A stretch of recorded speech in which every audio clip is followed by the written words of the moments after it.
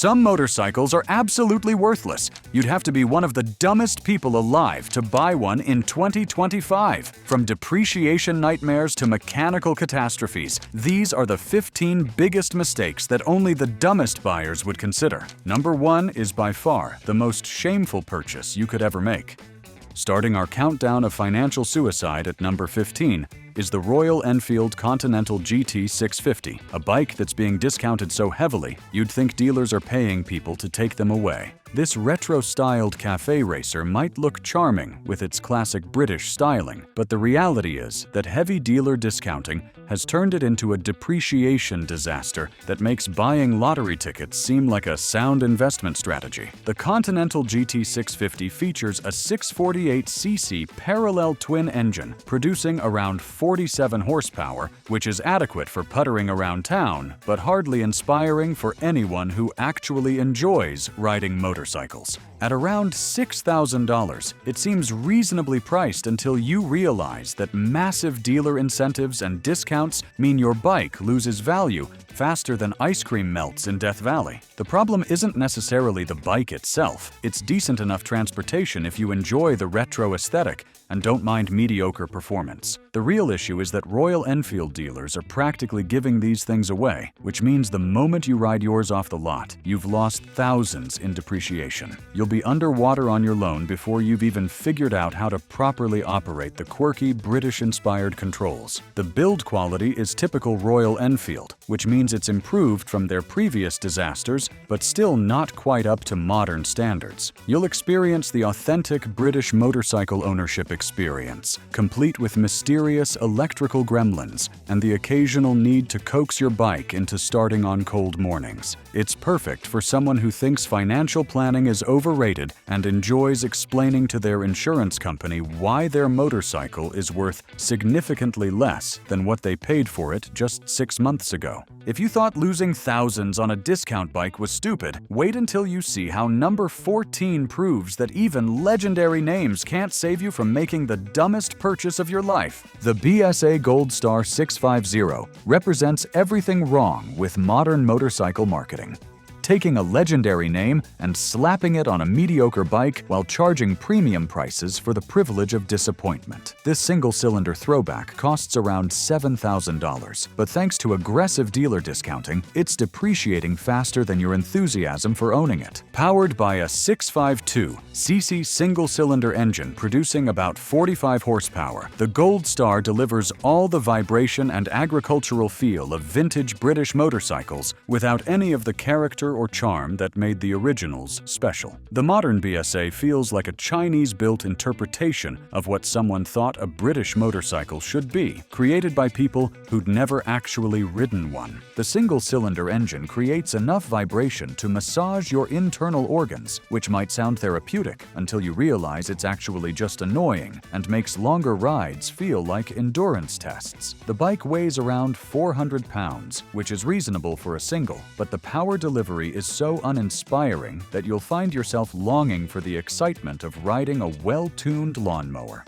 Dealer discounts are so aggressive that some shops are practically begging people to take these bikes, which should tell you everything you need to know about their desirability and future value retention. You're essentially paying to be a beta tester for a brand that's trying to recapture glory days that ended decades ago, while your investment evaporates faster than morning dew in the desert. But if you think buying a vibrating disappointment makes you look foolish, number 13 will show you how even trusted manufacturers can turn their most loyal customers into complete idiots. The Yamaha XSR700 looks fantastic in photos and motorcycle magazines with its neo-retro styling and modern Yamaha reliability reputation. Unfortunately, this particular model has developed a reputation for mechanical issues that would make even the most optimistic Yamaha fanboy reconsider their brand loyalty. Built around Yamaha's 689cc parallel twin engine, producing around 73 horsepower, the XSR700 should be a solid middleweight naked bike. Instead, owners report a litany of problems, including electrical gremlins, fuel injection issues, and premature premature component failures that turn routine maintenance into expensive adventures in frustration. The bike's retro styling attracts buyers who want the look of vintage motorcycles with modern reliability, but what they get is modern problems disguised in vintage clothing. The fuel injection system seems particularly temperamental, with many owners reporting rough idle, stalling, and inconsistent throttle response that makes smooth riding about as likely as finding an honest politician. At around $8,500, you're paying premium prices for what should be bulletproof Yamaha engineering, but instead getting a bike that spends more time in the service department than on the road.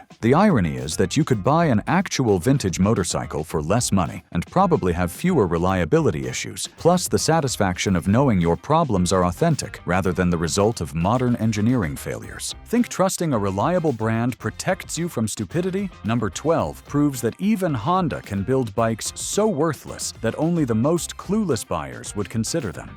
The Honda Shadow Phantom is what happens when a manufacturer decides that innovation is overrated and customers actually prefer outdated technology wrapped in black paint. This cruiser represents Honda's commitment to proving that sometimes reliable companies can build reliably disappointing motorcycles. Powered by a 745cc V-twin engine that produces around 44 horsepower, the Shadow Phantom delivers performance that was adequate in 1995 but feels positively ancient in 2025. The engine technology is so outdated that it makes flip phones seem cutting edge, and the power delivery is about as exciting as watching paint dry in slow motion. The bike weighs around 550 pounds, which wouldn't be terrible if it had the power to move that weight with any enthusiasm. Instead, you get a heavy motorcycle with the acceleration of a loaded shopping cart being pushed uphill by someone with a back injury. The suspension is basic. The brakes are adequate at best, and the overall riding experience feels like Honda engineers stopped caring sometime during the Clinton administration.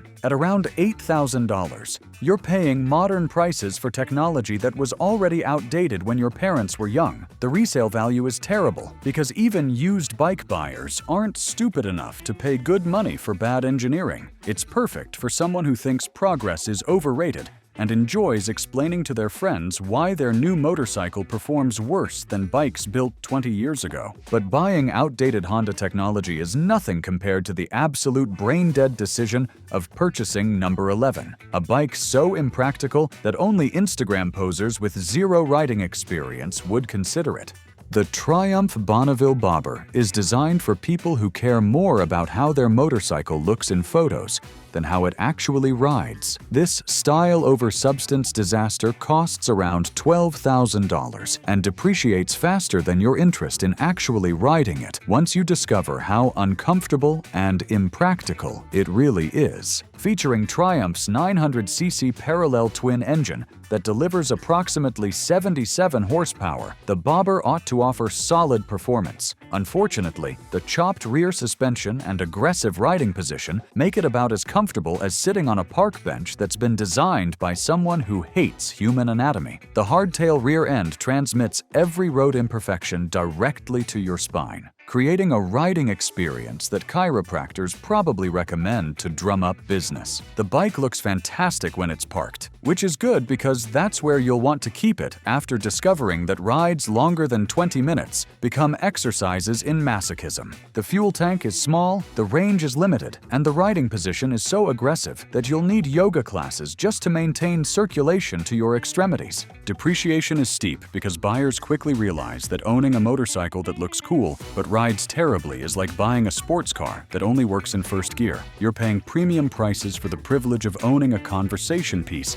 that actively discourages conversation because you're too uncomfortable to talk. It's perfect for people who think suffering builds character and enjoy explaining why their expensive motorcycle is actually a torture device disguised as transportation. If you think paying premium prices for torture equipment makes you look stupid, number 10 will demonstrate how even legendary Italian manufacturers can strip away everything that made their bikes special, leaving only disappointment for the dumbest buyers. Ducati took their iconic Monster and somehow managed to remove everything that made it special, creating the 937, a bike that proves even legendary manufacturers can completely miss the point of their own products.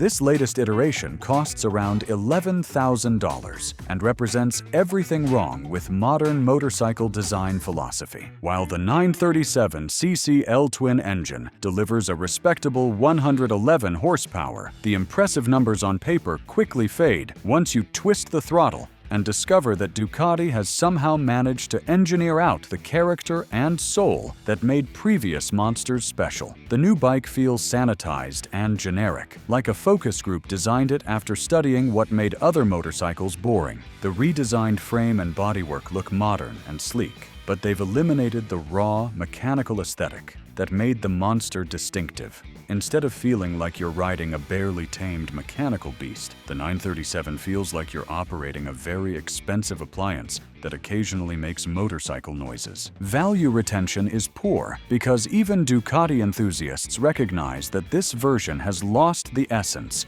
of what made the Monster line special. You're paying premium Italian prices for a bike that feels like it was designed by a committee of accountants who'd never actually ridden a motorcycle. The irony is that you could buy an older Monster for less money and get a more engaging riding experience, plus the satisfaction of owning a bike that actually has personality. Number 10 might have shocked you, but number 9 proves American brands can outdo even soulless Italian engineering, making worthless bikes only the dumbest riders would buy in 2025. The Indian Scout 60 represents American motorcycle manufacturing at its most cynical, taking a decent platform and deliberately making it worse to create a cheaper entry point that satisfies nobody. At around $9,000, you're paying significant money for a motorcycle that's been intentionally neutered to protect sales of more expensive models. Indian has detuned the 999cc V-twin engine down to a mere 78 horsepower, which seems acceptable until you discover that the standard Scout extracts significantly more power from identical displacement. You're essentially paying extra for the privilege of owning a motorcycle that's been deliberately handicapped, like buying a sports car with a speed limiter set to 35 miles per hour.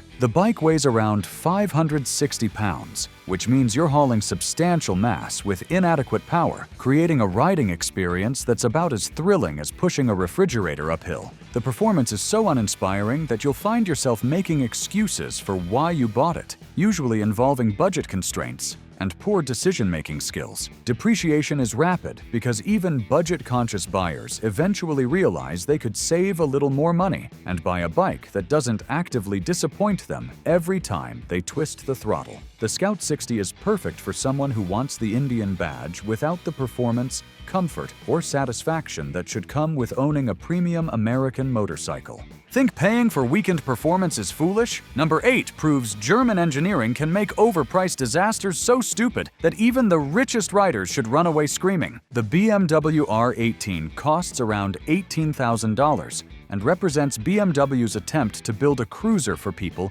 who think regular cruisers aren't expensive enough. This retro-styled behemoth is powered by a massive 1,802cc boxer twin that produces around 91 horsepower, which sounds impressive until you realize you're getting less power per dollar than almost any other motorcycle on the market. The R18 weighs over 760 pounds, making it heavier than many cars and about as maneuverable as a loaded shopping cart in a crowded grocery store. The handling is predictably terrible, with steering that requires advanced planning and the kind of physical effort usually reserved for moving furniture or wrestling large animals. The styling is supposed to evoke classic BMW motorcycles, but instead it looks like someone took a modern bike and added unnecessary chrome and retro details until it became a parody of itself. The riding position is uncomfortable, the performance is underwhelming, and the price is astronomical for what you actually get. Resale value is poor because the limited market for overpriced, underperforming cruisers means finding a buyer requires locating someone with more money than sense who hasn't already bought one. The R18 is perfect for people who think paying extra for a BMW badge automatically makes them sophisticated, even when the bike underneath is an expensive disappointment that handles like a cruise ship and accelerates like a loaded freight train. Even BMW's overpriced German engineering looks competent next to number 7, where Harley-Davidson strays from its lane to build unreliable disasters only the most delusional fanboys would defend. Harley-Davidson's attempt at building an adventure bike resulted in the Pan America, a motorcycle that proves some manufacturers should stick to what they know instead of venturing into territories where they're completely out of their depth. At around $17,000, this adventure bike delivers all the reliability issues you'd expect from Harley's first attempt at modern motorcycle engineering. With its 1,252cc V-twin engine generating around 150 horsepower, the Pan America should hold its own against other adventure bikes. Unfortunately, this Harley has earned a notorious reputation for mechanical failures that would make even the most optimistic dealership nervous about honoring warranty claims. Owners report a variety of issues, including electrical problems, cooling system failures, and transmission glitches that turn adventure rides into expensive rescue operations. The bike's complex electronics seem particularly prone to failure, often leaving riders stranded in remote locations with error codes that require dealer diagnosis and expensive repairs. Maintenance costs are astronomical because Harley parts and service are expensive even when things work properly, and Pan America's complexity means that simple problems become expensive adventures in frustration. The bike depreciates rapidly because word spreads quickly in the adventure riding community about which bikes are reliable and which ones will leave you calling for rescue in the middle of nowhere. If you think Harley's reliability issues make buyers look stupid,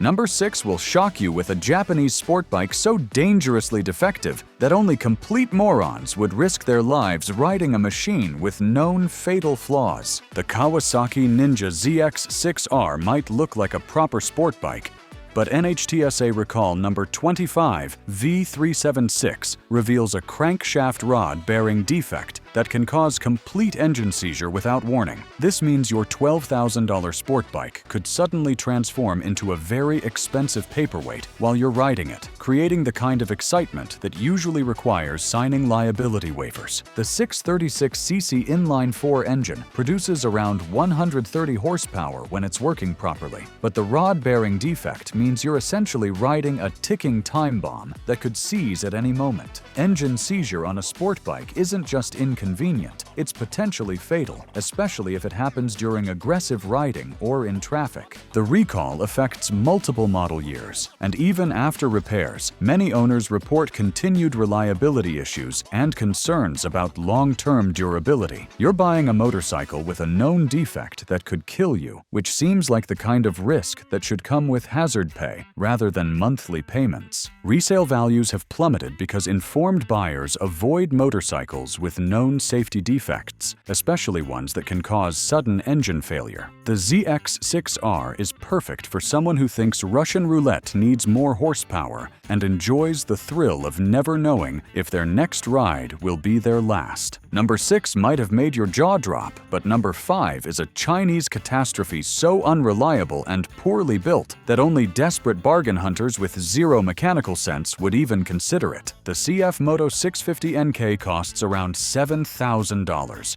and proves that sometimes you really do get what you pay for, especially when what you're paying for is a motorcycle built by people who apparently learned about quality control from watching YouTube videos. This Chinese naked bike delivers all the reliability and build quality you'd expect from the lowest bidder in a government contract. When functioning correctly, the 649cc parallel twin engine delivers around 70 horsepower, though correctly proves to be a frustratingly rare occurrence for most owners. Riders consistently report engine stalling, overheating troubles, and cooling system failures that transform ordinary rides into mechanical crises, demanding roadside assistance and MacGyver-level problem-solving abilities. The brakes are weak and feel like they're filled with pudding instead of brake fluid, requiring the kind of advanced planning usually reserved for space missions or retirement savings. The suspension is harsh and poorly damped, creating a riding experience that makes medieval torture devices seem comfortable and user-friendly. Resale value is terrible because even budget-conscious buyers eventually learn to avoid motorcycles that spend more time broken than running. Parts availability is questionable, dealer support is minimal, and finding a mechanic willing to work on Chinese motorcycles is like finding a unicorn that's also a certified public accountant. The 650 NK is perfect for someone who thinks reliability is overrated and enjoys the challenge of maintaining a motorcycle that actively fights against basic mechanical principles. Think Chinese build quality is rock bottom? Number 4 proves even respected Japanese brands can build electronic nightmares so maddening only masochists with endless patience would endure the torture. The Suzuki GSX-S750 should be a solid middleweight naked bike, but instead it's become a masterclass in how modern electronics can turn a potentially decent motorcycle into an expensive source of frustration and dealer visits. At around $8,500, you're paying for the privilege of owning a bike that's more temperamental than a reality TV star having a public meltdown. While the 749cc inline-4 engine generates a respectable 114 horsepower, the bike's temperamental electronic systems constantly sabotage power delivery at the worst possible moments. Riders frequently encounter engine sensor malfunctions that trigger erratic behavior, transmission issues that make smooth shifting about as probable as discovering honest politicians, and spastic throttle response that transforms every ride into an experience resembling a mechanical bull suffering from electrical problems. The fuel injection system seems to have been calibrated by someone who'd never seen a motorcycle before and was working from instructions written in a language they didn't understand. The result is inconsistent performance, random stalling, and the kind of unpredictable behavior that makes every ride an adventure in mechanical uncertainty. Dealer support is inconsistent because even Suzuki technicians struggle to diagnose the bike's electronic gremlins, often resorting to replacing expensive components in hopes of solving problems they don't fully understand. The GSX-S750 is perfect for someone who enjoys the thrill of never knowing if their motorcycle will work properly and has a complicated relationship with functional transportation. But electronic gremlins pale in comparison to number 3, where American luxury touring becomes a complete joke, proving that only the wealthiest idiots would pay premium prices for systems that fail more often than they work. The Indian Challenger costs around $22,000 and represents everything wrong with modern touring motorcycles. Complex electronics that don't work, suspension systems that fail randomly, and infotainment technology that makes Windows Vista seem stable and reliable.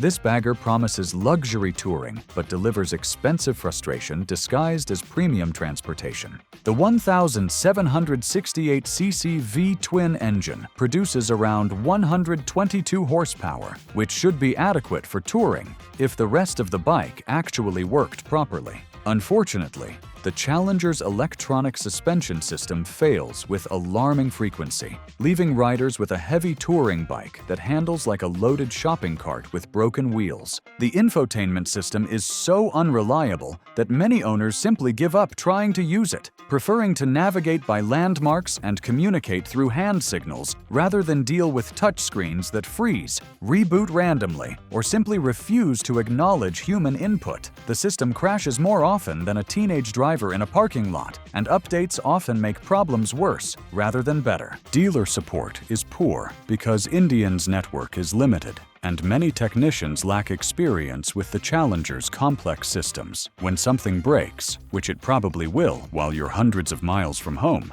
you'll discover that finding qualified repair facilities is like searching for competent customer service representatives. Theoretically possible, but practically impossible. If you think spending $22,000 on unreliable touring tech is dumb, number 2 will destroy your faith in Austrian engineering with engine failures that turn premium motorcycles into overpriced paperweights. The KTM LC8C engine series has been plaguing owners with persistent camshaft failures since 2018, turning what should be exciting middleweight bikes into expensive lessons in Austrian engineering incompetence. These bikes cost between $11,000 and $14,000, but the camshaft defect means you're essentially buying a motorcycle with a built-in self-destruct mechanism. The camshaft failures occur without warning and result in complete engine destruction, often requiring full engine rebuilds that cost more than many people's annual salaries. The problem affects multiple model years and thousands of bikes, yet KTM's warranty coverage is limited, and many owners find themselves facing enormous repair bills